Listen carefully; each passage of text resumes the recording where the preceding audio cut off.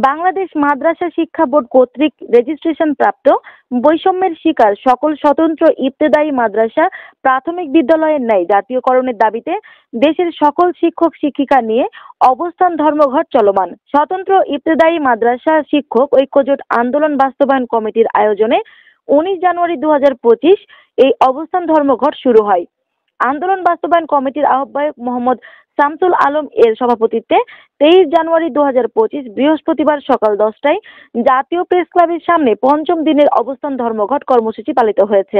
আন্দোলন বাস্তবায়ন কমিটির সদস্য সচিব বলেন, অনুদানভুক্ত 1519টি ও অনুদানবিহীন 8000-এর অধিক স্বতন্ত্র ইবতেদায়ী মাদ্রাসায় প্রাইমারির ন্যায় জাতীয়করণের ঘোষণা না দেওয়া পর্যন্ত অবস্থান ধর্মঘট চলবে।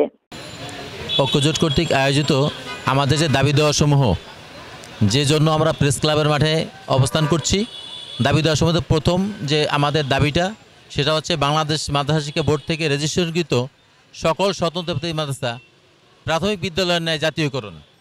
দ্বিতীয়ত হচ্ছে সকল স্বতন্ত্র ইবতেদায়ী মাদ্রাসা যেগুলি চলমান আছে, যে রেজিস্ট্রেশন প্রাপ্ত মাদ্রাসাগুলি আছে, এগুলির কোড বন্ধ আছে, এই কোডগুলি প্রত্যাহার করতে হবে, অর্থাৎ এই আদেশটাকে প্রত্যাহার করতে হবে, এগুলি বন্ধ আছে।